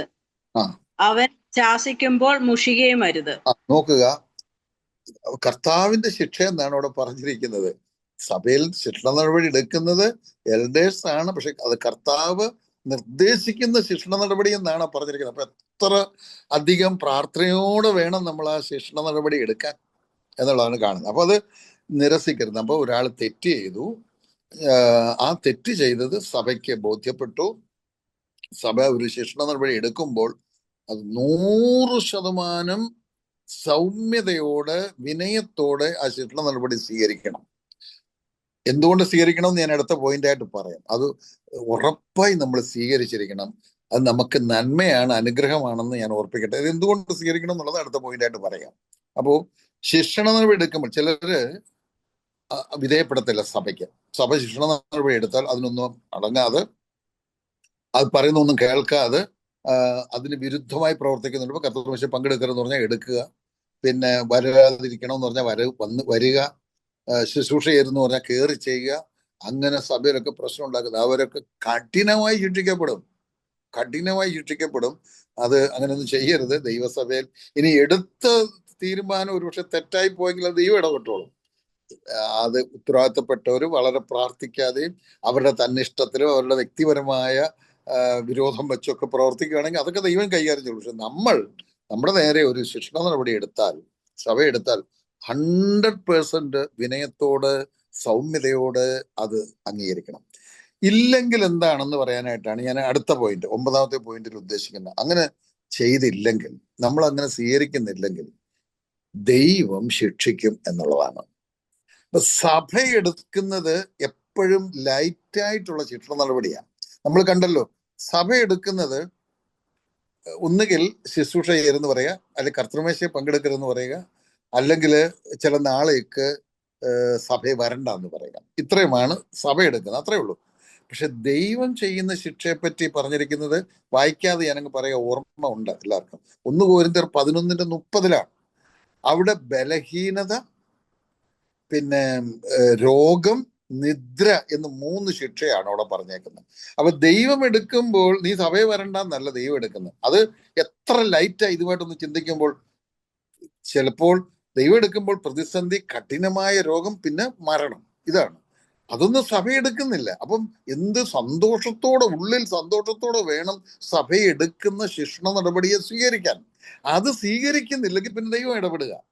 ഒരു ചെറിയ ഉദാഹരണം ഞാൻ ഓർമ്മിപ്പിക്കാം, ബാക്കിയൊക്കെ വായിക്കാതെ ആണ് ഓർമ്മിപ്പിക്കുന്നത്. നമ്മൾ പുറപ്പാട് പുസ്തകം 32-ാം അധ്യായം വായിക്കുമ്പോൾ മോശ ദൈവസന്നിധിയിലേക്ക് കയറിപ്പോയി ഇറങ്ങി വരാൻ താമസിച്ചപ്പോൾ അവർ കാളക്കുട്ടിയെ ഉണ്ടാക്കി അതിനെ മുമ്പിൽ യാഗം കഴിച്ചത് നമുക്കറിയാം. ആ സമയത്ത് ദൈവം എടുത്ത തീരുമാനം എന്താണെന്നറിയാമോ? ഇസ്രായേൽ ജനത്തെ മുഴുവൻ ഭസ്മമാക്കാനാ, കൺസ്യൂം ചെയ്യാനാ ദൈവം ഉദ്ദേശിച്ചത്. മുഴുവൻ പേരെയും കൊന്നുകളയാനാ ദൈവം പെട്ടെന്ന് തീരുമാനിച്ചത്. അവിടെ മോശ പക്ഷപാതം ചെയ്ത് ആ ശിക്ഷ നടപടി വളരെ ചുരുങ്ങിയ ഒരു 3000 പേർ മാത്രമേ കൊല്ലപ്പെടാൻ ഇടയായുള്ളൂ. അത് ലൈറ്റായി കൊണ്ടുവരാൻ പറ്റും. മുഴുവൻ പേരെയും കൊന്നുകളയാൻ. പിന്നെ എല്ലാവർക്കും കൊടുത്ത ശിക്ഷ എന്ന് പറയുന്നത് ആ കാളക്കുട്ടിയെ പൊടിച്ച് അവർ കുടിക്കുന്ന, ആ ദിവസങ്ങളിൽ കുടിച്ചുകൊണ്ടിരുന്ന തോട്ടിൽ ഇടുകയും തോട്ടിലെ വെള്ളത്തിൽ കലക്കി കളയും, പിന്നെ ആ വെള്ളം കുടിക്കേണ്ടി വരികയും ചെയ്തു. അത്രയേ ഉള്ളൂ. അപ്പൊ നോക്കുക, സഭ എടുക്കുന്ന ശിക്ഷണ നടപടി സന്തോഷത്തോടെ സ്വീകരിക്കുന്നത് അനുഗ്രഹമാണ്. അങ്ങനെ സഭ എടുക്കുന്നില്ലെങ്കിലും, സഭ എടുക്കുന്നത് അംഗീകരിക്കാതെ വന്നാലും കഠിനമായ ശിക്ഷയ്ക്ക് പാത്രമായി തീരും എന്നുള്ളതാണ്. അതാണ് അവിടെ പറഞ്ഞിരിക്കുന്നത്. അപ്പൊ അതുകൊണ്ട് സഭ എടുക്കുന്ന ശിക്ഷണ നടപടി സന്തോഷത്തോടെന്ന് ഞാൻ പറയുന്നത് മനസ്സിലാകാൻ വേണ്ടി മാത്രമാണ്. അത് എല്ലാ അർത്ഥത്തിലും അത് സ്വീകരിക്കണം എന്നുള്ളതാണ്. ദൈവം സഹായിക്കട്ടെ. ഇനിയും ശിക്ഷണ നടപടി ലഭിച്ച ആൾ, സ്വീകരിക്കണമെന്ന് പറഞ്ഞത് ലഭിച്ച ആൾ ദൈവസന്നിധിയിൽ ഇരുന്ന് കരഞ്ഞ് തെറ്റ് ബോധ്യപ്പെട്ട് തിരുത്തി മാനസാന്തരപ്പെടണം. അതാണ് അദ്ദേഹം ചെയ്യുന്നത്. അത് ചെയ്താൽ അദ്ദേഹം രക്ഷപ്പെട്ടു. എല്ലാ ശിക്ഷയിൽ നിന്നും ദൈവം വിടുതൽ കൊടുക്കുക ചെയ്യുന്നത്. അപ്പോൾ ശിക്ഷിക്കപ്പെട്ട ആള് ശിക്ഷയുടെ ഏറ്റെടുത്താൽ മാത്രം പോരാ, ദൈവസന്നിധിയിൽ ഒരുപാട് സമയം ചെലവഴിച്ച് ആ തെറ്റിനെ കുറിച്ച് ബോധ്യപ്പെട്ട് ദൈവത്തോട് പശ്ചാത്തപിച്ച് കരഞ്ഞ് അത് ഉപേക്ഷിച്ച് നന്നായി വരണം എന്നുള്ളതാണ്. അപ്പോ സഭയിൽ ശിക്ഷണ നടപടി എന്നുള്ളത് വളരെ ഗൗരവമുള്ള വിഷയമാണ്. ഇത്രയും കാര്യങ്ങൾ ശ്രദ്ധിച്ചു വേണം ഇത് ചെയ്യാൻ. പക്ഷെ അങ്ങനെയൊക്കെയാണോ ചെയ്യുന്നതെന്നുള്ളത് നമുക്ക് അറിഞ്ഞുകൂടാ. അത് കുറ്റകരമായ ഒരു കാര്യമാണ്. കർത്താവ് സഹായിക്കട്ടെ. ദൈവസഭയുടെ അനുഗ്രഹീതമായ വളർച്ചയ്ക്ക് ഇത് അനിവാര്യമാണ് എന്നുള്ളത് ഓർപ്പിച്ചുകൊണ്ട് നമ്മൾ 3-ാം വാക്യത്തിലേക്ക് പോവാം. 3-ാം വാക്യം. ക്രിസ്തു എന്നിൽ സംസാരിക്കുന്നു എന്നതിന് നിങ്ങൾ തുമ്പ് അന്വേഷിക്കുന്നുവല്ലോ. അവൻ നിങ്ങളെ സംബന്ധിച്ച് ബലഹീനനല്ല, നിങ്ങളിൽ ശക്തൻ തന്നെ. ആ വാക്യത്തിൽ പറഞ്ഞിരിക്കുന്നത് എന്താന്ന് പറഞ്ഞിട്ട് ഞാൻ അതിന്റെ ആശയത്തിലേക്ക് പോകാം. ഒന്നാമത്, ഈ പൗലോസ് അപ്പോസ്തലൻ ഇവരോട് പല കാര്യങ്ങൾ പറയുന്നുണ്ട്. ഇപ്പൊ ലേഖനത്തിലൂടെ പറയുന്നുണ്ടല്ലോ. അപ്പൊ അവര് പറയുന്നത് ഇതൊക്കെ ദൈവം പറയുന്നതാണെന്നുള്ളതിന് എന്തോ തെളിവ്? തുമ്പെന്നുള്ളൊരു വാക്കാണ് അവിടെ ഉപയോഗിച്ചിരിക്കുന്നത്. ഇത് യേശു ക്രിസ്തുവാണ് പൗലോസിലൂടെ ഇത് സംസാരിക്കുന്നെന്നുള്ളതിന് എന്താ തെളിവ്? നമ്മൾ നേരത്തെ ചിന്തിച്ചല്ലോ, സഭയോട് എന്തെങ്കിലും പറയാൻ യേശുക്രിസ്തുവിനാണ് അവകാശം, അല്ലെങ്കിൽ പരിശുദ്ധാത്മാവിനാണ് അവകാശം. പക്ഷേ യേശുക്രിസ്തു പരിശുദ്ധാത്മാവ് ഇന്ന് സഭയോട് സംസാരിക്കുന്നത് എങ്ങനെയാ? അതിന് ദൈവം നിയോഗിച്ച വ്യക്തിയിലൂടെയാണ്. ഇവിടെ പൗലോസ് സംസാരിക്കുമ്പോൾ നേരത്തെ നമ്മൾ കണ്ടു, ഞാൻ ക്രിസ്തുവിൽ ദൈവം മുൻപാകെയാ സംസാരിക്കുന്നെന്ന് പൗലോസ് അപ്പോസ്തലൻ പറഞ്ഞിട്ടുണ്ട്. അപ്പോ അവര് ചോദിക്കുകയാണ്, ഈ ആള്, ഈ പൗലോസ് എന്ന് പറയുന്ന ഈ പുള്ളി ക്രിസ്തുവിലാ സംസാരിക്കുന്നെന്ന് ഞങ്ങൾക്ക് എന്താ തെളിവ് എന്ന് ചോദിക്കുകയാണ്. ഇത് എങ്ങനെ സംഭവിച്ചെന്ന് നമുക്കറിയാം. അവിടെ പുറത്തുനിന്ന് കടന്നുകൂടിയ ദുരുപദേഷ്ടാക്കന്മാരുമുണ്ട്, അവിടെ നിന്ന് ഉയർന്നു വന്ന ദുരുപദേഷ്ടാക്കന്മാരുണ്ട്. സഭയ്ക്കകത്തു നിന്നും പുറത്തു നിന്നും ദുരുപദേഷ്ടാക്കന്മാർ വരും. അങ്ങനെ വന്ന ദുരുപദേഷ്ടാക്കന്മാർ ഇവരെ വഴിതെറ്റിക്കാൻ വേണ്ടി പറഞ്ഞു കൊടുക്കുന്ന കുറെ ദുരുപദേശങ്ങളുണ്ട്. അതിനകത്തൊന്നാണ് ഇദ്ദേഹം അപ്പോസ്തലനല്ല, ഇദ്ദേഹം സംസാരിക്കുന്ന ഒന്നും ദൈവാത്മാവിലല്ല, പുള്ളി സ്വന്തം ഇഷ്ടപ്രകാരം സംസാരിക്കുകയാണ്. അതുകൊണ്ട് തെളിവ് ചോദിക്കുകയാണ് ചെയ്യുന്നത്. അപ്പൊ തെളിവ് ചോദിക്കുമ്പോൾ പൗലോസിന്റെ മറുപടി ആ 2-ാം ഭാഗത്തുണ്ട്. അവൻ നിങ്ങളെ സംബന്ധിച്ച് ബലഹീനനല്ല, നിങ്ങളിൽ ശക്തൻ തന്നെ എന്ന് വായിച്ചൊന്നും നമുക്ക് പെട്ടെന്ന് അതിന്റെ ആശയമൊന്നും മനസ്സിലാകത്തില്ല. അവനെന്ന് ഉദ്ദേശിച്ച് യേശു കർത്താവിന്റെ ഉദ്ദേശം. അപ്പൊ യേശു ക്രിസ്തുവിൽ സംസാരിക്കുന്നു എന്നുള്ളതിന്റെ തെളിവാ ചോദിച്ചത്. ക്രിസ്തു ബലഹീനനല്ല, നിങ്ങളെ സംബന്ധിച്ച് ബലഹീനനല്ല, നിങ്ങളിൽ ശക്തൻ തന്നെ എന്നാണ്. അത് എങ്ങനെയാ മനസ്സിലാക്കേണ്ടെന്ന് ചോദിച്ചാൽ തെളിവ് ചോദിക്കാം. പൗലോസ് അപ്പോസ്തല, പൗലോസേ താങ്കൾ, പൗലോസിനെ നേരത്തെ കൗശലക്കാരൻ ഉപായി എന്നൊക്കെ വിളിച്ച് ഓർക്കുമല്ലോ, പൗലോസേ താങ്കൾ ഇത് ക്രിസ്തുവിലാണ് സംസാരിക്കുന്നുള്ളതിന് എന്നെ തെളിവ്? പൗലോസ് പറയുന്നത് തെളിവ് നിങ്ങളാണ് അതിന്റെ തെളിവ് എന്ന് പറഞ്ഞാൽ, ചില വർഷങ്ങൾക്ക് മുൻപ് കർത്താവാണ് എന്നെ നിങ്ങളുടെ ഇടയിലേക്ക് അയച്ചത്. ഞാൻ അവിടെ വന്ന് പ്രസംഗിച്ചു. കർത്താവ് പറഞ്ഞിട്ടാണ് പ്രസംഗിച്ചത്, കർത്താവ് പറഞ്ഞതാണ് ഞാൻ പ്രസംഗിച്ചത്. അങ്ങനെ നിങ്ങൾ രക്ഷിക്കപ്പെട്ടു. ആ സന്ദേശം കേട്ട് നിങ്ങൾ രക്ഷിക്കപ്പെട്ടു. യേശുക്രിസ്തുവിന്റെ ശക്തിയാലല്ലാതെ ആരെങ്കിലും മാനസാന്തരപ്പെടുമോ? ആരെങ്കിലും രക്ഷിക്കപ്പെടുമോ? അപ്പൊ നിങ്ങൾ രക്ഷിക്കപ്പെട്ടു. അത് കർത്താവിന്റെ ശക്തിയിലാണ് അത് നടന്നത്. ഒരാൾ മാനസാന്തരപ്പെടുക, രക്ഷിക്കപ്പെടുക എന്നൊക്കെ പറയുന്നത് നമുക്ക് ലൈറ്റായിട്ട് തോന്നുന്നത് ലൈറ്റായിട്ടുള്ള ഒരു കാര്യമല്ലത്. അത് പിശാചിന്റെ പിടിയിൽ നിന്ന് വിടുവിച്ച് കർത്താവിന്റെ പിടിയിൽ കൊണ്ടുവരിക, നരകത്തിന്റെ വാതുക്കൽ നിന്ന് രക്ഷപ്പെടുത്തി സ്വർഗത്തിൽ ഇരുത്തുകയാണ്. അതൊന്നും ചെറിയൊരു കാര്യമല്ല. നമ്മളൊക്കെ ഇപ്പൊ രക്ഷിക്കപ്പെടുക എന്നുള്ളതൊക്കെ സിമ്പിളായിട്ടാണ് കാണുന്നത്. അങ്ങനൊന്നും അത് വലിയ സംഭവമാണ്. അതിന് വലിയ ശക്തിയുടെ വ്യാപാരം ആവശ്യമുണ്ട്. അത് ദൈവത്തിന്റെ ശക്തിയാലേ സാധിക്കത്തുള്ളൂ. പരിശുദ്ധാത്മ ശക്തിയാലെന്നും നമ്മൾ പറയും. അത് എല്ലാം ശരിയാണ്. അപ്പോൾ അതാണ് ഇവിടെ പറഞ്ഞിരിക്കുന്നത്, നിങ്ങളെ രക്ഷയിലേക്ക് കൊണ്ടുവരാൻ, പിശാചിന്റെ പിടിയിൽ നിന്ന് വിടുവിച്ച് ദൈവത്തിന്റെ മക്കളാക്കി തീർക്കാൻ തന്നെ മൈറ്റി, ആ ശക്തി എന്നുള്ളിടത്ത് ഇംഗ്ലീഷിൽ പറയുമ്പോൾ അത് മൈറ്റി എന്ന, അത്ര മൈറ്റിയായി പവറുള്ള ആളാണ് നമ്മുടെ കർത്താവ് എന്ന് അവരോട് പറയാണ്. അപ്പോൾ നിങ്ങൾ രക്ഷിക്കപ്പെട്ടത്, ഞാൻ വന്ന് പ്രസംഗിച്ചാണല്ലോ നിങ്ങൾ രക്ഷിക്കപ്പെട്ടത്. ഞാൻ വന്ന് പ്രസംഗിച്ചാൽ നിങ്ങൾ രക്ഷിക്കപ്പെടുമോ?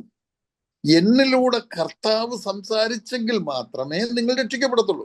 കർത്താവ് നിങ്ങളോട് ഇടപെട്ടെങ്കിൽ മാത്രമേ നിങ്ങൾ രക്ഷിക്കപ്പെടുള്ളൂ. ഏതൊരു വ്യക്തിയും രക്ഷിക്കപ്പെടുന്ന അങ്ങനെ. ചിലപ്പോഴൊക്കെ നമുക്കൊക്കെ നമ്മളൊക്കെ അഭിമാനിച്ചേക്കാൻ ഞാൻ അവിടെ ചെന്നു, ആദ്യം കുറെ നേരം പറഞ്ഞിട്ടൊന്നും രക്ഷിക്കപ്പെട്ടു, പിന്നെ ഇന്നത് പറഞ്ഞപ്പോഴാണ് രക്ഷിക്കപ്പെട്ടെന്ന് എന്താ തോന്നും, യേശുക്രിസ്തു ക്രൂശിക്കപ്പെട്ടില്ലേലും കുഴപ്പമില്ലായിരുന്നെന്ന് തോന്നും. നമ്മുടെ വാക്കുകൊണ്ടാണ്. അങ്ങനെയല്ല. ഓർക്കണം, നമ്മൾ പറയുന്നത് കൊണ്ടൊന്നും അല്ല രക്ഷിക്കപ്പെടുന്നത്, ദൈവത്തിന്റെ ശക്തിയാണ്. ഈ കാര്യമാണ് അവരെ ഓർപ്പിക്കുന്നത്. നിങ്ങൾ ചോദിക്കുക എന്നോട്, ഞാൻ പറയുന്നതൊക്കെ കർത്താവിലാണ്, നിങ്ങൾ തന്നെ തെളിവ്. നിങ്ങൾ രക്ഷിക്കപ്പെട്ടില്ലേ? അത് എന്റെ ശക്തിയിലാണോ, എന്റെ വാക്കിലാണോ? അങ്ങനെ ആരെങ്കിലും രക്ഷിക്കപ്പെടുമോ? ദൈവത്തിന്റെ ശക്തിയിലാണ് നിങ്ങൾ രക്ഷിക്കപ്പെട്ടത്. അതുകൊണ്ട് എന്റെ വാക്കുകൾ കർത്താവിന്റെ വാക്കുകളാണെന്നുള്ളതിന്, കർത്താവാണ് എന്നിലൂടെ സംസാരിക്കുന്നുള്ളതിന്റെ തെളിവ് അതാണ്. വേറെ തെളിവൊന്നും ആവശ്യമില്ലെന്നാണ് പറയുന്നത്. ദൈവം നമ്മെ സഹായിക്കട്ടെ. നമുക്ക് 4-ാം വാക്യത്തിലേക്ക് വരാം. ബലഹീനതയാൽ അവൻ ക്രൂശിക്കപ്പെട്ടിട്ടും ദൈവശക്തിയാൽ ജീവിക്കുന്നു. ഞങ്ങളും അവനിൽ ബലഹീനർ എങ്കിലും അവനോടുകൂടെ ദൈവശക്തിയാൽ നിങ്ങൾക്ക് വേണ്ടി ജീവിക്കുന്നു. അവിടെ പറഞ്ഞിരിക്കുന്ന ആശയം എന്ന് പറയുന്നത്, യേശുക്രിസ്തുവിനെ ശ്രദ്ധിക്കുന്ന ഒരാൾക്ക് യേശുക്രിസ്തുവിൽ ബലഹീനതയും കാണാം, തൻ്റെ ശക്തിയും കാണാൻ കഴിയും എന്നുള്ളതാണ് അവിടുത്തെ ആശയം എന്ന് പറയുന്നത്. അപ്പൊ ക്രൂശീകരണത്തെ പറ്റി അവിടെ പറയുന്നത്, ക്രൂശീകരണം ശ്രദ്ധിച്ചാൽ അത് വലിയൊരു ബലഹീനത, ഒരു ശക്തിയില്ലായ്മയായിട്ട് തോന്നും കർത്താവിന്റെ ക്രൂശീകരണത്തെ കുറിച്ച് നമ്മൾ പഠിക്കുമ്പോൾ. ഇപ്പോൾ വായിക്കാതെ നമുക്ക് പറഞ്ഞു പോകാം. നമ്മള് യെശയ്യാപ്രവചനം വായിക്കുമ്പോൾ, എടുക്കണ്ട കേട്ടോ, യെശയ്യാപ്രവചനം 53:7 വായിക്കുമ്പോൾ അവിടെ കാണുന്നു, കൊല്ലുവാൻ കൊണ്ടുപോകുന്നവരുടെ മുൻപാകെ മിണ്ടാതിരിക്കുന്ന കുഞ്ഞാടിനെ പോലെ, രോമം കത്രിക്കുന്നവരുടെ ഇടയിൽ മിണ്ടാതിരിക്കുന്ന കുഞ്ഞാടിനെ പോലെ ഇരുന്ന് നോക്കുക. കർത്താവിനെ ഗത്സമനയിൽ നിന്ന് പിടിച്ചപ്പോൾ മുതൽ കർത്താവ് മൗനമായി നിൽക്കുന്നതാണ് നമ്മൾ കാണുന്നത് എല്ലായിടത്തും. അവിടെ നിന്ന് ഹന്നാവിന്റെ അരമനയിലാണ് ആദ്യം കൊണ്ടിരുന്നത്. അവിടെ ഒരുപാട് ചോദ്യങ്ങൾ ചോദിച്ചു, കർത്താവ് ഒന്നിനും മറുപടി പറഞ്ഞില്ല. നോക്കുക, സൃഷ്ടാവ് സൃഷ്ടിയുടെ മുൻപിൽ മൗനമായി നിൽക്കുന്ന, പഞ്ചപുച്ഛം അടക്കി നിൽക്കുന്ന ബലഹീനതയാണ് നമ്മൾ അവിടെ കാണുന്നത്. അവിടുന്ന് കയ്യഫാവിന്റെ അരമനയെ കൊണ്ടുവരിക, അവിടെയും കള്ളസാക്ഷികളൊക്കെ ഉണ്ട്, ഒന്നിനും മിണ്ടുന്നില്ല, ബലഹീനനായി നിൽക്കുക, ഒരു ചോദ്യത്തിനും മറുപടി പറയാതെ. ഒടുവിൽ പിന്നെ കയ്യാഫാവ് തന്ത്രപൂർവ്വം ചോദിച്ചപ്പോഴാണ് മറുപടി പറയുന്നത്. തന്ത്രപൂർവ്വം ചോദിച്ചു, നീ ദൈവത്തിന്റെ പുത്രനാണോ എന്ന് ജീവനുള്ള ദൈവത്തെ കൊണ്ട് ആണയിട്ട് ചോദിക്കുന്നത്. അങ്ങനെയൊക്കെ ചോദിച്ചാൽ മറുപടി പറഞ്ഞില്ലെങ്കിൽ അതൊരു കുറ്റമായിട്ട് എടുക്കാൻ പറ്റും. അതുകൊണ്ട് അന്നേരം മറുപടി പറയുന്നത്, ഞാനാകുന്നു. ഇനി മനുഷ്യപുത്രൻ മടങ്ങി വരുന്ന കാര്യം കൂടെ അവിടെ ചേർത്ത് പറയുന്നുണ്ട്. അവിടെ മിണ്ടാതിരിക്കുക. അത് കഴിഞ്ഞിട്ട് പിറ്റേ ദിവസം രാവിലെ, വെള്ളിയാഴ്ച അതിരാവിലെ ഒരു 6 മണിയോടുകൂടെ കർത്താവിനെ ഈ ദൈവാലയത്തിലാണ് സന്നദ്ധി സംഘം കൂടുന്നത്. കയ്യഫാവിന്റെ അരമനയെ വെച്ച് തന്നെ, കയ്യഫാവാണ് അന്നത്തെ ചീഫ് ജസ്റ്റിസ് മതകോടതിയുടെ. അദ്ദേഹം തീരുമാനം എടുത്തു കഴിഞ്ഞു കൊന്നുകളയാൻ, യേശു കർത്താവിനെ ക്രൂശിക്കാനായിട്ട്. പക്ഷേ അതിന് സന്നദ്ധി സംഘത്തിന്റെ സർട്ടിഫിക്കറ്റ് വേണം. അത് കൂടുന്നത് ദൈവാലയത്തിലാണ്, അത് കൂടാനുള്ള സ്ഥലം വേറെ കൂടാൻ പറ്റത്തില്ല. അതുകൊണ്ട് അതിരാവിലെ സന്നദ്ധി സംഘം കൂടി അവിടെ കൊണ്ട് കർത്താവിനെ നിർത്തി അവർ വിധി പ്രഖ്യാപിക്കുകയാണ് കർത്താവിനെ ക്രൂശിച്ച് കളയാനായിട്ടുള്ള. മിണ്ടാതെ നിന്നു. അവിടുന്ന് നേരെ പീലാത്തോസിന്റെ അടുത്ത് കൊണ്ടുവന്നു. പീലാത്തോസിന് ചില ചോദ്യങ്ങൾ ചോദിക്കുന്നു, മിണ്ടാതിരിക്കുന്നു. പക്ഷെ പീലാത്തോസിനെ കുറിച്ച് പഠിക്കുമ്പോൾ 2 കാര്യം നമ്മൾ ഓർക്കണം. ഒന്ന്, യേശു കർത്താവ് ഒരു കുറ്റവും ചെയ്തിട്ടില്ലെന്ന് നല്ല ബോധ്യം പീലാത്തോസിനുണ്ടായിരുന്നു. രണ്ടാമത്തെ കാര്യം പീലാത്തോസിന് ഉണ്ടായിരുന്നത്, യേശു കർത്താവിനെ എങ്ങനെയെങ്കിലും വിടണമെന്നുള്ള ആഗ്രഹത്തിൽ ഒത്തിരി പണി ചെയ്തായിട്ട് അത് പഠിക്കാമെങ്കിൽ അത് മനസ്സിലാകും. പക്ഷേ ആ ചോദ്യങ്ങൾക്കുടെ മുമ്പിലൊക്കെ കർത്താവ് അവിടെയും മിണ്ടാതെ നിന്നു. അവിടുന്ന് ഹെരോദാവിന്റെ അടുത്തേക്ക് അയക്കുന്നു, അവിടെ മിണ്ടാതെ നിൽക്കുന്നു. വീണ്ടും പീലാത്തോസിന്റെ അടുത്ത് വന്നിട്ട് പീലാത്തോസ് ക്രൂശിക്കാനായിട്ട് അനുവദിക്കുന്നു. അപ്പോൾ നോക്കുക, അതെല്ലാം കണ്ട ഒരു ബലഹീനതയാണ്. പിന്നെ ക്രൂശിച്ചപ്പോൾ തന്നെ പലരും പരിഹസിക്കുന്നു, നീ ദൈവപുത്രനാണ്, നീ ക്രൂശിൽ നിന്ന് ഇറങ്ങി വാ, നിന്നെ രക്ഷിക്കും, പിന്നെ രക്ഷിക്കും. ഇവിടെ ഒന്നും കർത്താവ് മിണ്ടുന്നില്ല. അതൊക്കെ ബലഹീനതയായിട്ടാണ് പുറമെ നോക്കുന്ന മനുഷ്യർ കാണുന്ന. കർത്താവ് അതിനു വേണ്ടി വന്നതല്ലേ, ബലഹീനനായി നിന്ന് ക്രൂശിക്കപ്പെടാൻ, നമ്മളെ ബലമുള്ളവരാക്കി തീർക്കാൻ വന്നതാണ് എന്ന് മനസ്സിലാക്കുന്നില്ല. അപ്പൊ അതാണ് അവിടെ പറഞ്ഞിരിക്കുന്ന, ബലഹീനതയാൽ അവൻ ക്രൂശിക്കപ്പെട്ടിട്ട്. ആര് നോക്കിയാലും ബലഹീനതയാണ് കാണുന്നത്. മിണ്ടാതിരിക്കുന്ന, വഴങ്ങിക്കൊടുക്കുന്ന, മുഖത്ത് രോമം പറിക്കുമ്പോൾ മുഖം മറയ്ക്കാതിരിക്കുന്ന, മുഖത്ത് തുപ്പുമ്പോൾ മുഖം മാറ്റിക്കളയാതിരിക്കുന്ന കർത്താവിനെ, അതൊക്കെ ബലഹീനതയായിട്ട് ആർക്കും കാണാൻ കഴിയും. പക്ഷേ അടുത്ത് പറയുന്ന അവന്റെ മൈറ്റി പവർ കാണുന്നത് അവന്റെ ഉയർത്തെഴുന്നേൽപ്പിലാണ്. മരണത്തെ ജയിച്ച് ഉയർത്തെഴുന്നേൽക്കുന്നു കർത്താവ്. കല്ലറയുടെ കനത്ത കരിങ്കല്ല് കൊണ്ടുള്ള വാതിൽ തുറന്നുകൊണ്ട്, എത്ര മനുഷ്യർ വിചാരിച്ചാലും അത് ഉരുട്ടി മാറ്റാൻ പ്രയാസമുള്ളത്, തനിച്ച് ഉരുണ്ടു മാറത്തക്കവണ്ണം റോമൻ പടയാളികളുടെ വലിയൊരു സംഘം അതിന്റെ മുമ്പിൽ ഉണ്ട്.